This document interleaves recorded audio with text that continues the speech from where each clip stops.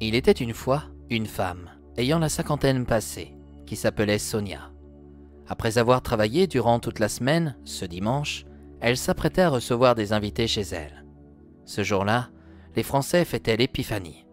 Appréciant cuisiner, Sonia préparait une jolie galette des rois. Manque de chance, il lui manquait quelque chose d'essentiel pour celle-ci, la fève. Pourtant, elle en faisait la collection dans une boîte. Ne la retrouvant pas, elle fila dans son grenier et dénicha une fève en forme de couronne ancienne. C'est étrange. Il ne me semble pas l'avoir vue dans toutes celles que je collectionne, se dit Sonia. En la prenant dans sa main, Sonia prit peur. Un tourbillon doré apparut devant elle dans son grenier et l'amena dans un monde enchanté au nom de Britannia. Mais ça, elle ne le savait pas encore. Oh mon Dieu! Ah, c'est pire que l'ascenseur au travail! Moi qui suis claustrophobe, où m'a-t-on déposé? Sonia résidait à Dunkerque, dans le nord. On dit qu'il y fait froid, qu'il pleut comme en Bretagne, mais qu'il fait chaud dans le cœur des gens. Là où le tourbillon doré l'avait déposé, l'air était glacial et le royaume paraissait figé sur place. Il y avait de la neige partout. Les rivières étaient glacées. Les arbres nus et le soleil demeuraient voilés. Ne voyant personne, Sonia s'inquiéta. « Y a quelqu'un » cria-t-elle en entendant l'écho de sa voix. « Si c'est une farce, je ne la trouve vraiment pas drôle. Vous auriez pu me prévenir d'apporter ma doudoune avec moi. Je vais finir par attraper une pneumonie. »« Une pneumonie? Chez quoi, chat ?» dit un petit chat dans son dos. Sonia se retourna. Elle découvrit Dingo et un jeune homme portant un manteau dans ses bras. « Tenez, portez cela, sinon vous risquez de geler sur place, » lâcha celui-ci. « C'est très gentil de votre part, mais pourriez-vous me ramener chez moi ?»« Je ne pense pas que cela soit possible. »« Pardon ?» osa Sonia en regardant méchamment le jeune homme. « Je m'appelle Pierre-Paul. Je suis le pâtissier du royaume d'Eternitia. »« Eternitia? C'est quoi ce royaume ?» demanda Sonia. « C'est un des royaumes que l'on retrouve dans un monde imaginaire au nom de Britannia. »« Britannia n'est pas la Grande-Bretagne ?»« Ce monde-là est une autre histoire, madame. À côté de moi, je vous présente Dingo, fidèle compagnon de l'héroïne Justicia, qui est partie quelques jours avec Loïc dans votre monde. Je ne vous suis plus du tout. »« Ce n'est pas grave, mais moi, tu vas vite me comprendre, » lâcha Dingo. « Mais quel est ce langage de bourriquet? Depuis quand les chats parlent-ils ?»« Les chats à Britannia s'expriment en langue de chat, » rétorqua Pierre-Paul. « Mais ne perdons pas de temps. »« Pour cette fois, j'approuve. Je dois recevoir des invités chez moi. Mon mari va s'inquiéter de mon absence. »« Madame, appelez-moi Sonia, » coupa-t-elle. « Je sais que j'ai l'âge d'être votre mère. »« Oh, ne vous fiez pas aux apparences, Sonia. J'ai 245 ans. »« Comment? Et tu n'as aucun cheveu blanc? Mais pourquoi ai-je les cheveux gris si je suis plus jeune que toi? »« Parce que vous n'êtes pas britannienne, mais terrienne. Oh, quelle chance! En revanche, vous êtes l'héritière d'une lignée de reines à Britannia. Chaque année, elles doivent rétablir l'équilibre du royaume d'Eternitia, en partageant une galette magique. »« Et quel rapport avec moi ?» demanda Sonia. « La dernière cérémonie n'a pas eu lieu, » continua Pierre-Paul. « C'est pourquoi le royaume d'Eternitia reste figé dans cet air glacial. »« Et vous allez devoir le sauver, comme Justicia, l'affaire avec Britannia, » lâcha Dingo. « Ta langue de chat est vraiment compliquée à comprendre. »« T'inquiète pas, je vais facilement rentrer dans ton crâne de piaf. »« Ce n'est pas une raison pour me parler ainsi, » rétorqua Sonia. « Tu vois, tu as compris. Pourquoi faut-il toujours se charger ces gens, en particulier les femmes, pour que je me comprenne, » lâcha Dingo à l'égard de Pierre-Paul. « Ce n'est pas tout, mais je dois retourner dans mon monde, » ajouta Sonia. « Cela pourra se faire en accomplissant un rituel pour devenir la reine des galettes à votre tour. Et je n'ai aucunement envie de devenir la reine des galettes, » s'emporta-t-elle.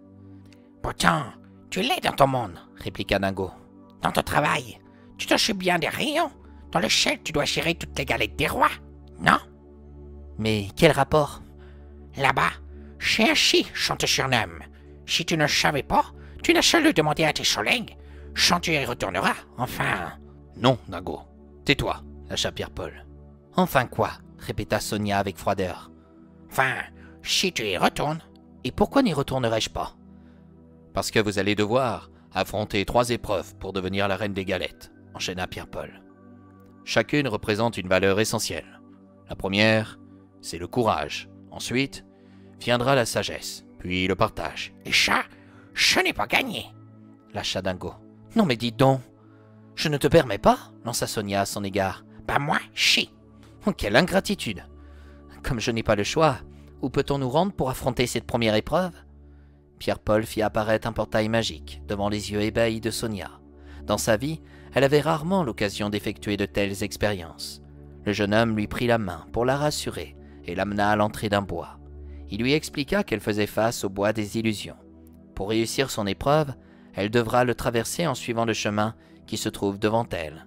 Dingo sera à ses côtés pour la soutenir. « Quelle chance !» dit Sonia.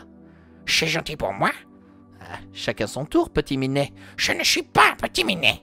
s'énerva-t-il. « On se retrouve de l'autre côté » lança Pierre-Paul en disparaissant subitement. « Et c'est le pâtissier d'un roi. Vous êtes tous ainsi à vous éclipser brutalement ?» demanda-t-elle à l'égard de Dingo. « Rentre dans ce bois, si tu veux vite retrouver ta famille. » Sonia emprunta le chemin. Elle n'avait pas prévu que le cadre enchanté changerait autour d'elle. Soudain, elle se crut dans un couloir où les murs se rapprochaient d'elle de chaque côté. « Non, je suis claustrophobe. Je ne veux pas finir de cette manière. »« Oublie ta peur, » intervint Dingo. « Pense à un événement qui te canche les idées, et les murs s'écharteront. »« C'est facile à dire, petit minet. »« Ne m'appelle plus petit minet. Je m'appelle Dingo. » Sonia prit une grande inspiration. Dans son esprit, elle pensa à la recette transmise par sa grand-mère et se la récita. Les murs de chaque côté s'écartèrent. Sonia affronta sa plus grande phobie avec succès et sortit rapidement de ce bois aux illusions magiques.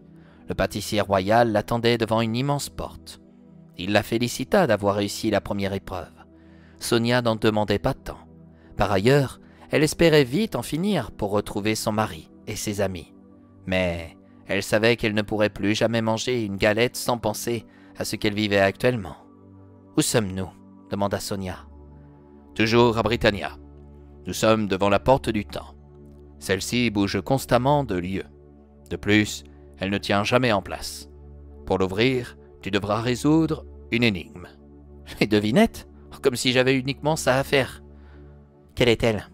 Voilà, tu vas faire face à l'épreuve de la sagesse. D'après toi, quelle est la clé qui ouvre tous les cœurs? Elle ne répondit pas de suite. Elle préféra réfléchir. À l'esprit, il lui venait des réponses classiques comme l'amour, l'amitié. Mais en observant la porte du temps, elle remarqua des gravures montrant des mains tendues, les unes vers les autres.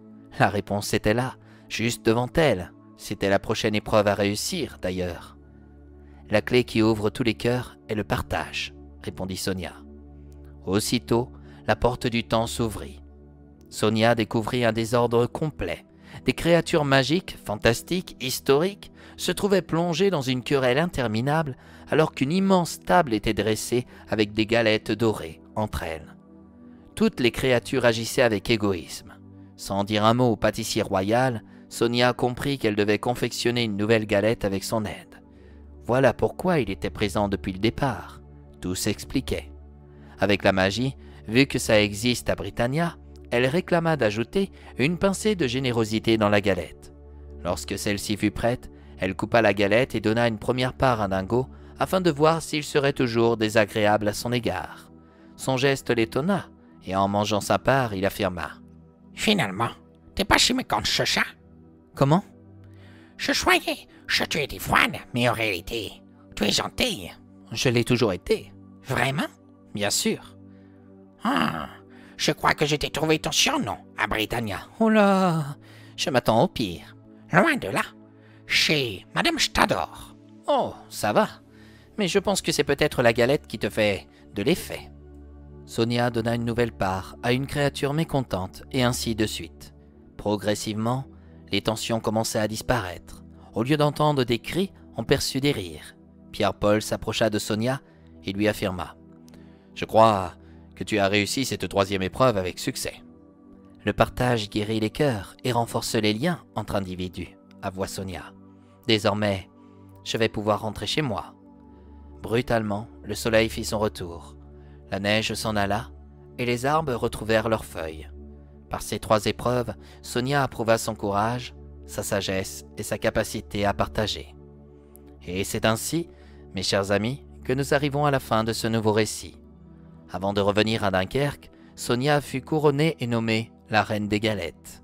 Elle venait d'accomplir un rituel ancestral qui garantissait de nombreuses années à venir. Pierre-Paul l'informa que dorénavant, elle pourra continuer de voyager entre son monde et celui de Britannia. Elle veillera à ce que la galette des rois transmette aux prochaines générations ces valeurs essentielles qu'elle venait d'approuver. Oh mince, moi qui pensais faire un peu de tourisme, c'est vraiment bête. Tu pourras, Intervint Nago. et si tu veux, je t'amènerai dans une formidable grotte où il y a de magnifiques bijoux que je pourrais t'offrir. Alors, pour les bijoux, c'est gentil. Mais si mon mari apprend qu'un chat me fait la cour, il risque de me rire au nez. Et pour la grotte, tu oublies, comme je suis claustrophobe. Chose trop chouette. Tiens, mange cette dernière part de galette. J'en avais gardé une pour toi, au cas où. Oh, c'est trop gentil. Allez, file. Maintenant, je rentre à Dunkerque pour cuisiner une galette à mes amis dont ils se souviendront pendant un bon moment.